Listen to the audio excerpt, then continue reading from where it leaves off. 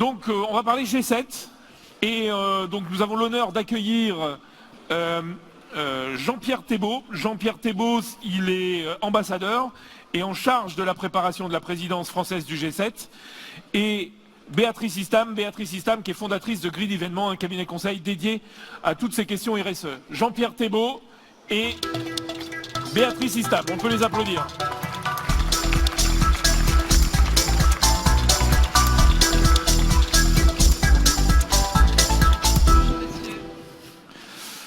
Asseyez-vous. Alors ah, c'est pas pour les castagnettes. C'est bien, c'est bien. Il y a quelqu'un qui peut nous enlever ça. prends le micro. Je vous avais prévenu. Écoute, je suis d'accord, nous pouvons faire beaucoup de progrès. Avec Jean-Pierre, on s'est dit qu'on ne pouvait pas faire une conférence sur les événements éco-responsables avec des petites bouteilles en plastique devant nous. On s'est donc permis de prendre une carafe et des verres.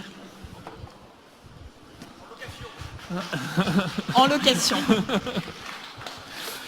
Merci beaucoup d'être ici. On sait que votre agenda est complexe en ce moment parce que l'événement se rapproche et que les enjeux doivent augmenter avec le temps qui passe. Merci beaucoup. Est-ce que vous pouvez nous faire une rapide présentation du G7 en termes événementiels, nous rappeler un peu quelques mots sa vocation, et puis nous dire quelles sont les thématiques que la France a proposées, et puis aussi quelques chiffres sur l'organisation. Bien sûr, Ça doit être bon.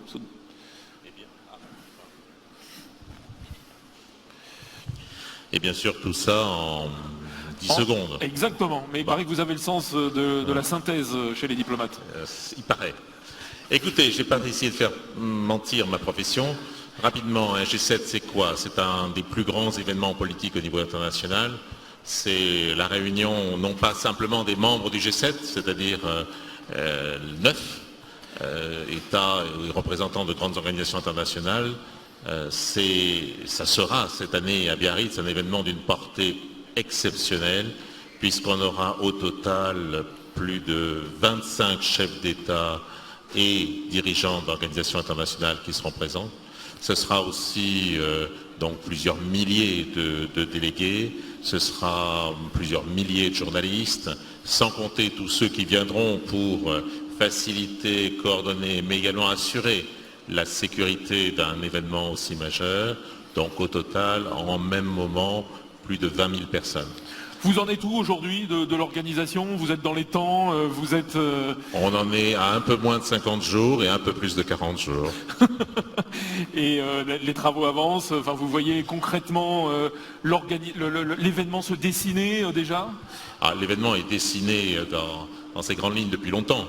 Après, c'est une question de fond et de forme.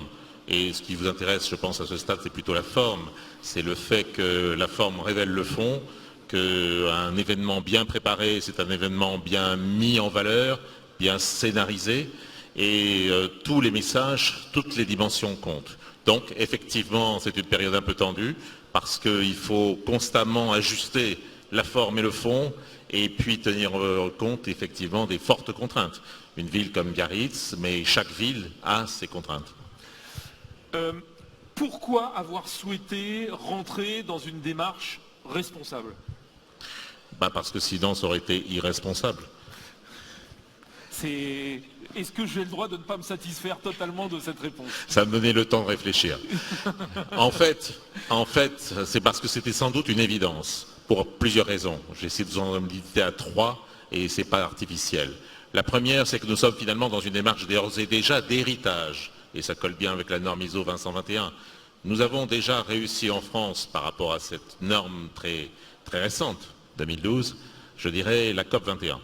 Donc, quelque part, nous avions réussi déjà un très gros événement. Le plus gros événement qui allait se produire juste après, ou quelques années après, se devait sans doute de s'inscrire dans cette démarche.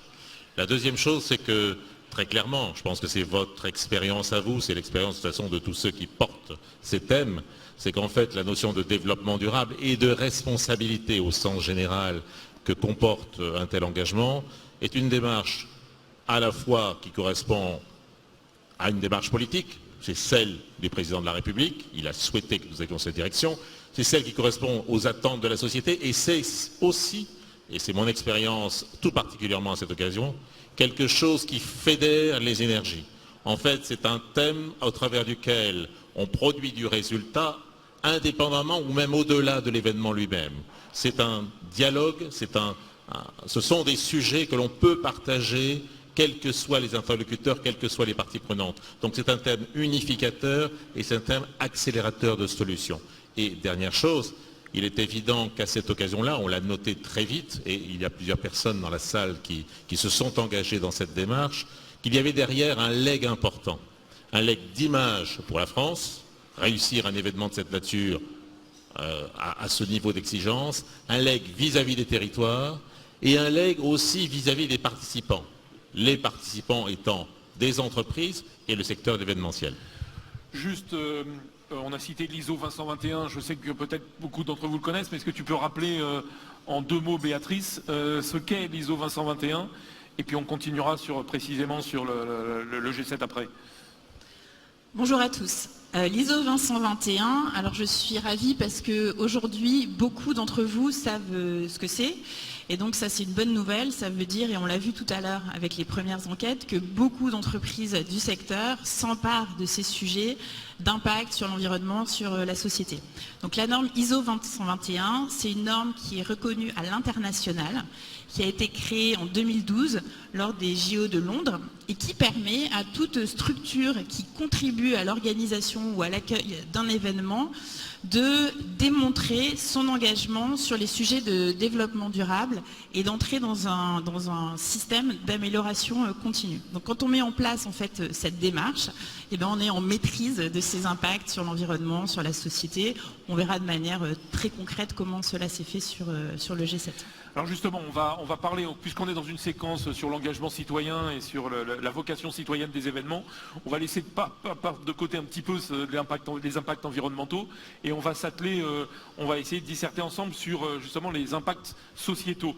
Dans toute cette démarche de certification que vous avez engagée, qu'est-ce qui est ressorti comme thème majeur sur lequel vous allez placer l'organisation de votre événement ? Écoutez, c'est une démarche par essai et identification de choses qu'on n'avait pas forcément identifiées dès l'origine comme ayant un très fort potentiel. Et à chaque fois, ça a surtout été une démarche dans laquelle l'engagement humain des équipes d'organisation, mais des équipes vis-à-vis desquelles on préparait des solutions, nous a beaucoup guidés. Clairement, en termes humains, ce qui ressort de tout cela, c'est le fait qu'on valorise les compétences, on valorise la capacité des participants à suggérer, y compris au-delà de leur métier, des solutions au regard de cet objectif transversal. On valorise très fortement, effectivement, l'engagement territorial, l'engagement de sous-traitants locaux, l'engagement de talents locaux, l'engagement de savoir-faire locaux.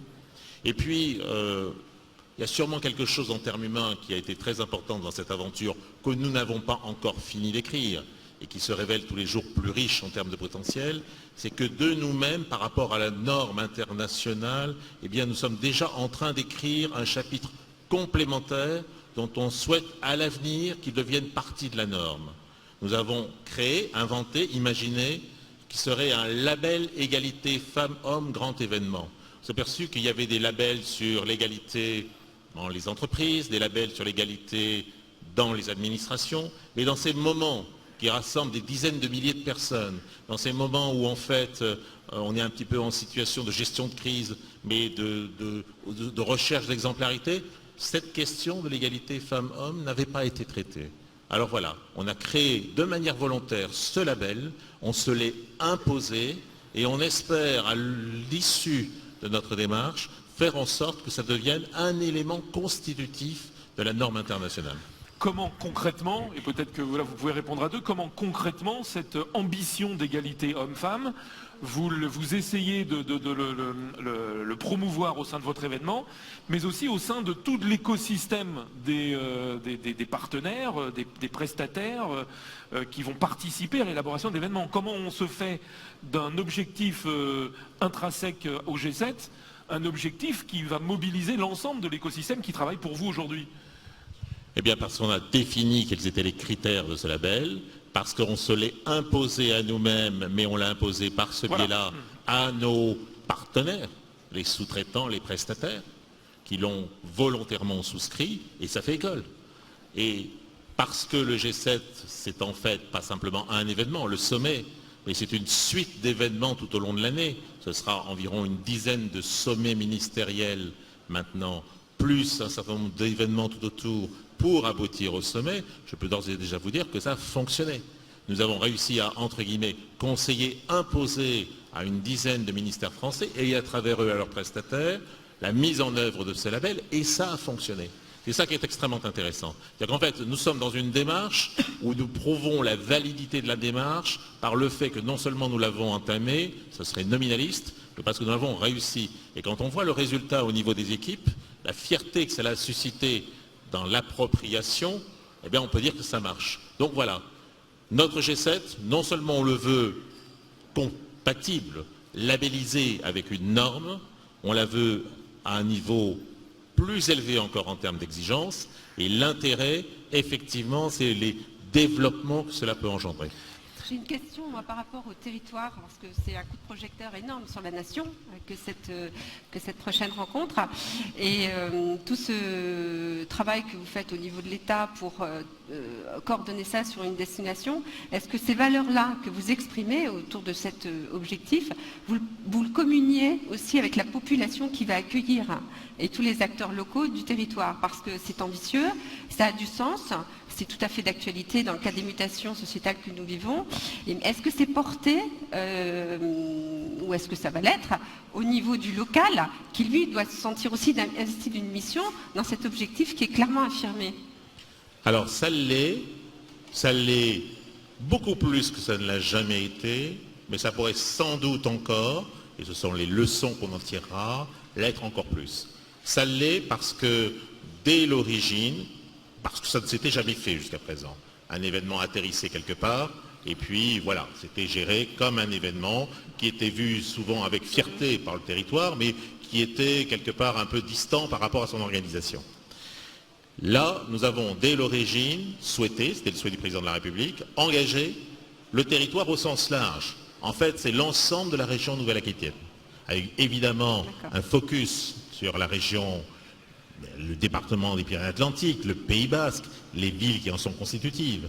Et nous avons mis en place des mécanismes d'association, de concertation, de projets avec ces territoires, ces différents niveaux d'association territoire. Et non seulement les élus, mais également les représentants, les chambres consulaires par exemple, mais également des personnalités de la société civile, représentants d'organisations, représentants d'entreprises, etc. Je ne vais pas vous faire une liste détaillée, s'il y a des personnes qui sont intéressées, elles pourront venir me poser la question après, mais ça, voilà un puissant outil d'adhésion, de partage, de participation. Et c'est dans l'esprit de la norme. Deuxièmement, ce qui est clair, c'est qu'on pourrait faire encore plus, certainement. On pourrait éventuellement, d'ailleurs, jusqu'à imaginer qu'à l'avenir, l'attribution de l'organisation d'un grand événement à un endroit soit précédée d'une sorte de mécanisme d'appel à candidature, dans lequel il pourrait y avoir ainsi, d'ailleurs, une sorte de montée des offres et d'émulation entre les territoires. C'est pour l'avenir.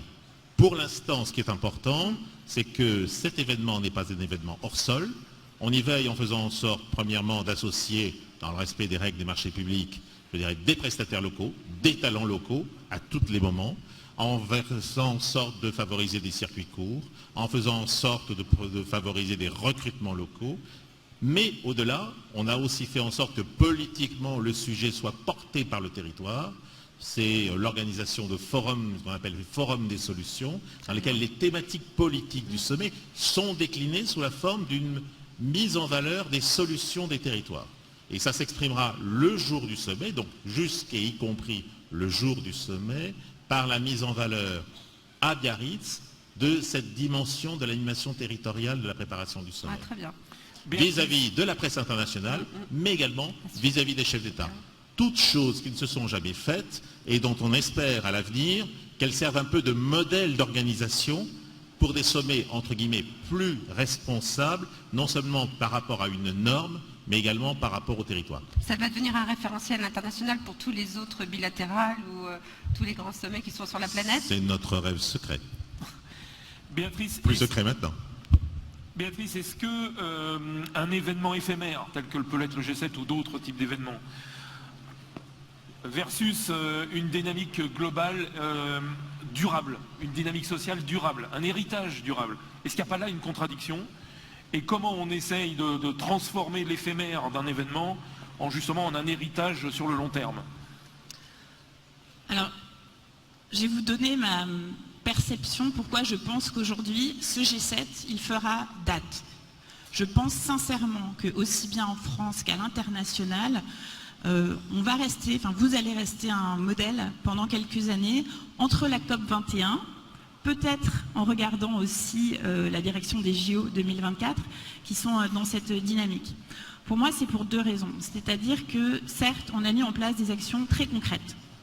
Donc il n'y a pas de plastique à usage unique, on va faire des choses incroyables sur la gestion des déchets, voilà. Mais surtout, il y a un niveau de prise de conscience qui est de très haut niveau dans la compréhension de ce qu'est et ce que peut être un événement.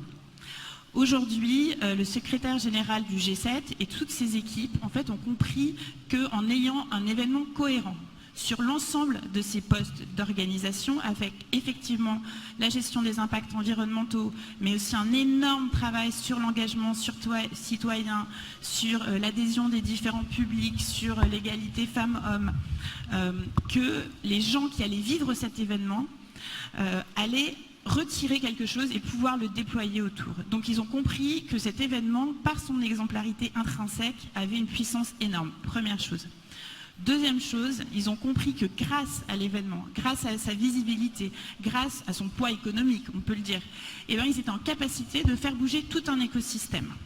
Ce qui va rester derrière le G7, je ne sais pas si c'est l'endroit pour en parler aujourd'hui, mais on est en train de lancer une dynamique avec France Congrès événements. Donc je crois qu'il y a Emmanuel Dupart qui est là, et c'est dommage qu'il ne puisse pas en dire un mot, mais où en fait il y a 9 territoires, 9 destinations en France qui, grâce au G7, franchement, ça ne se serait pas fait autrement, vont engager des démarches de certification territoriale en termes de destination d'accueil. Au sein des ministères, grâce à l'impulsion donnée par le secrétariat général et par l'Élysée, on a 6 ministériels G7 qui se sont fait certifier ISO et qui se sont engagés à pérenniser les démarches dans les appels d'offres qui allaient venir issus de chacun de ces ministères. L'ensemble des appels d'offres émis ont porté des clauses, donc les conséquences pour vous, pour nous professionnels de l'événement, elles sont là et elles vont rester parce que maintenant c'est dans la feuille de route des ministères. Tout ça, ça n'a jamais été fait avant.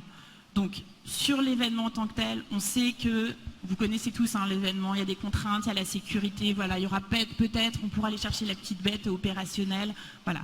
Mais le leg, par contre, qui reste, il est absolument immense et j'espère qu'on continuera ensemble à écrire l'histoire jusqu'au JO, sachant qu'on a une petite période intermédiaire aussi, vu qu'en 2022, la France va avoir la présidence de l'Union européenne, va donc là aussi recevoir des sommets internationaux et ça sera encore une marche de plus pour montrer qu'on est un pays d'accueil responsable sur nos territoires, via nos entreprises et puis via toutes les associations du secteur qui sont extrêmement volontaires. Et là-dessus, je voudrais remercier Unimev qui nous accueille pour avoir créé un outil qui nous aide beaucoup sur le G7, qui est le calculateur Cléo d'impact, et qui nous, là aussi, qui nous permet de donner des informations très tangibles sur ce qu'on fait au-delà des engagements et des objectifs théoriques. Vous allez communiquer sur ces impacts quand une fois que l'événement sera terminé, sur justement l'ensemble, alors là tu as parlé de Cléo, de l'ensemble de ces impacts qui vont être issus de ce calculateur d'impact événementiel? On va non seulement communiquer, bien sûr, parce que l'une des clés de la réussite d'une opération de cette nature, c'est la transparence, mais également on va dans la transparence compenser et mettre en place notamment un projet label bas carbone sur le territoire même. Donc en fait on rapproche les compensations du territoire sur lequel les événements se sont produits, qui est un élément supplémentaire d'engagement.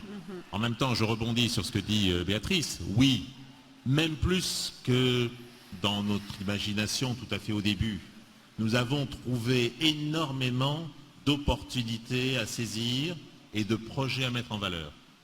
Quelque part, c'est devenu presque un sujet majeur en soi à traiter, là où on estimait qu'après tout, on était assez bordé par une norme. Et on s'aperçoit que la norme, finalement, est assez flexible, et si on veut l'étendre, si on veut la rendre plus dense, plus convaincante d'ailleurs, que ce ne soit pas simplement un morceau de papier, eh bien, au-delà des procédures, il y a plein de choses à faire. Mais pour les réaliser, j'aurais tendance à dire, déjà aujourd'hui et encore plus à l'avenir, nous dépendons du dialogue que nous pouvons entretenir avec nos prestataires. Et ça, c'est un défi pour vous, mesdames et messieurs. Il ne faudrait pas que le fait de trouver des solutions soit un défi vis-à-vis duquel on commence par dire point d'interrogation, mais qu'on soit peu à peu dans un système dans lequel chacun d'entre vous pourra dire « mais moi j'ai 10 solutions ». Et je peux même vous en trouver plus. Et moi, non simplement en tant que professionnel, mais quelque part, il y a un réseau d'innovateurs, il y a un réseau de solutions, il y a un réseau d'imagination qui peut vous permettre de faire encore plus, encore mieux. Parce que, aujourd'hui, ce n'est pas encore le cas, c'est vraiment un secteur entier à structurer, le fait de proposer des solutions. Et c'est indispensable, notamment pour votre métier, parce que, premièrement, comme l'indiquait Béatrice, les donneurs d'ordre vont être de plus en plus demandeurs, et deuxièmement, parce qu'il y a dans la salle aussi, je dirais, des lieux d'accueil, parce que de plus en plus, ça va être un élément qualifiant ou disqualifiant pour accueillir un tel événement. Parce que, je ne dirais pas lesquels, mais un certain nombre de grandes organisations se sont déjà rapprochées de nous en nous disant « on voit avec intérêt ce que vous faites, livrez-nous vos recettes, on veut l'appliquer ». Et on veut, si possible, nous disent-ils, faire encore plus. Donc dites-nous ce que vous n'avez pas réussi, et nous, on va essayer d'aller encore un peu au-delà. Ça va être extrêmement qualifiant pour le choix de prestataires, pour le choix, je dirais, de partenaires, et pour le choix des lieux. De plus en plus, cette notion de durabilité va s'imposer dans le paysage. Ce qui veut dire qu'effectivement, l'un des legs importants de ce G7, et d'ores et déjà le fait qu'une dizaine de destinations françaises se soient engagées avec France Congrès dans cette démarche, à titre, je dirais, de conviction, mais également préventif. Elles savent que ce sera un avantage comparatif qui peu à peu peut devenir majeur. Et puis, pour nous, en tant que diplomates, en tant qu'État, eh bien, on s'aperçoit que c'est un élément dans lequel on a intérêt à aller, parce que c'est l'attractivité de la destination France qui se joue un petit peu par ce biais-là. Et donc l'attractivité aussi à l'international des solutions France. Donc ce ne sont plus des prestataires que vous allez chercher, mais des contributeurs. Donc charge à eux d'apporter soit des solutions déjà expérimentées, voire même bien répondre à la commande en upgradant des attentes plus ou moins exprimées. Donc c'est là-dessus qu'il va falloir qu'on travaille. Du prestataire au contributeur. Voilà, on devient contributeur. En fait c'est même plus large que ça. Tout le monde peut contribuer. Moi, j'aurais été extrêmement fier à vous dire, mais ça sera peut-être pour le prochain grand événement, mais qu'on ait même des propositions d'individus, de citoyens, de collectivités. Finalement, je me dis, après tout, on aurait peut-être dû même se créer cette possibilité-là, sauf que dans ce cas-là, il aurait fallu s'y prendre très longtemps à l'avance. Mais d'ores et déjà, on a identifié des choses qu'on ne connaissait pas, que même nos prestataires, pourtant des professionnels du métier, ne connaissaient pas. Personne n'avait vu leur potentiel et puis là, on le met en œuvre. Et ça va aussi bien de très grandes entreprises jusqu'à des TPE, voire même des TTPE. On va mettre en place, par exemple, les vélos à hydrogène développés par une toute petite entreprise de Biarritz. Elle s'appelle Pragma Industrie. C'est quelque chose d'absolument génial. On va les mettre à disposition des 2000 journalistes qui vont être là présents.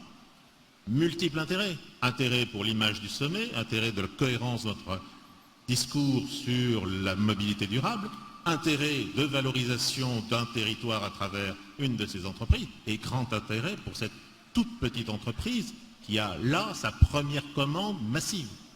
Donc, il y a plein de dividendes positifs. Donc l'innovation fait partie intégrante, parce que là, il y a la contribution, l'éco-responsabilité, mais l'innovation autour de cet exemple que vous présentez fait partie intégrante des attentes qui peuvent être... Clairement. Ouais, voilà. Et ce sera à l'avenir, en termes de sélection de prestataires, différenciant. élément essentiel. Ouais.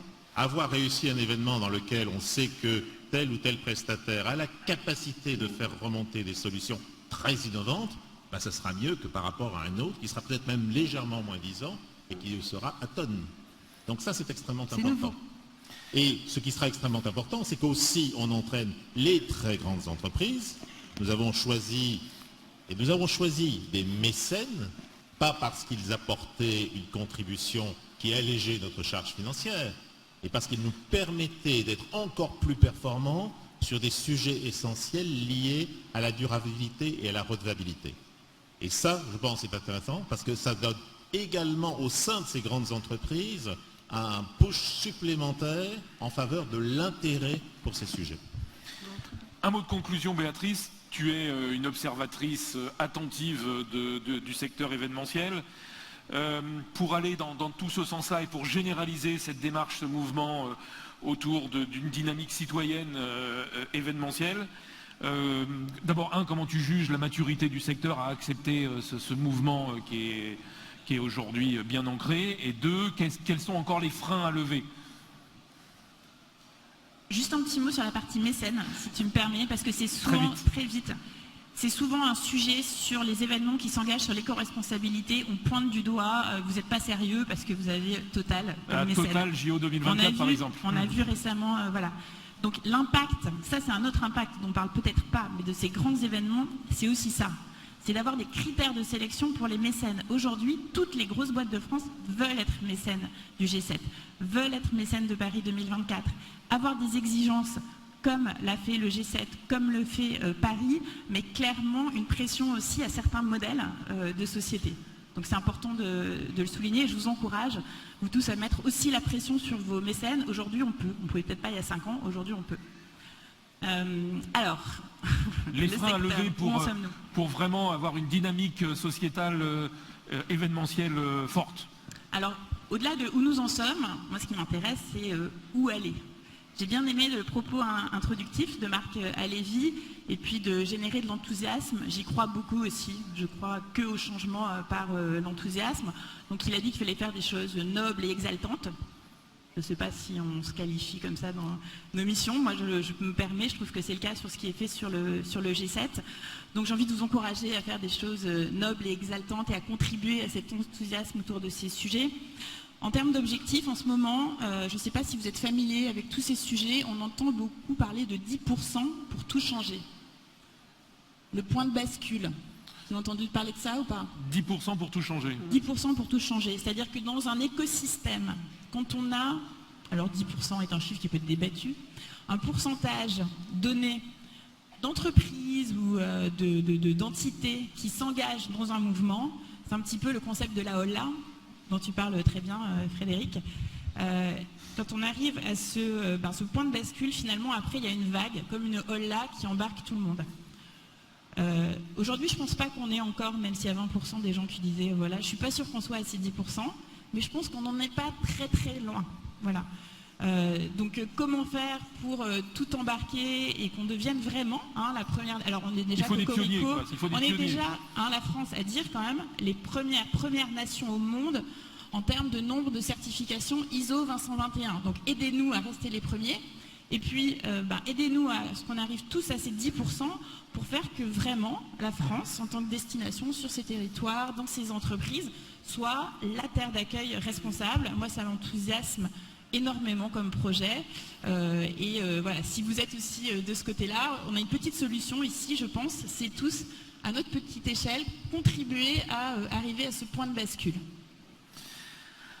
Monsieur Thébault, vous l'avez compris, l'engagement citoyen, c'est aller au cœur de cette séquence. Vous n'êtes pas spécifiquement un organisateur d'événements, même si vous m'avez repris sur ce terme, et à la limite, vous pourrez préciser ça. Mais qu'est-ce que vous retenez, vous, de cette aventure du G7 ? Et dans vos prochaines missions de diplomate, qu'est-ce que vous avez appris de toute cette expérience citoyenne du G7 que vous allez vous approprier et que vous allez engager dans vos prochaines missions de diplomate?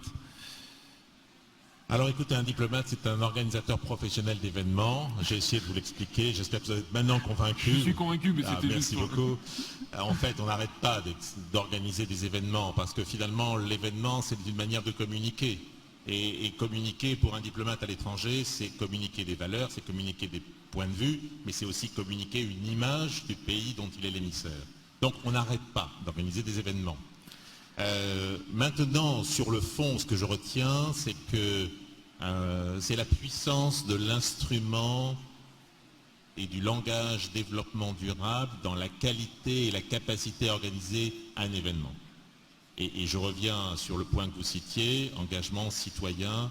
Finalement, ce qui aura rendu possible tout ce que nous allons réaliser, sommes en cours de réaliser, ou va être bientôt officialisé dans le cadre de la préparation de ce G7, c'est le fait d'avoir à travers ce thème réussi à embarquer les équipes, les femmes et les hommes de toutes les parties prenantes, des territoires, des prestataires, des partenaires, des fournisseurs politiques au sein de l'État.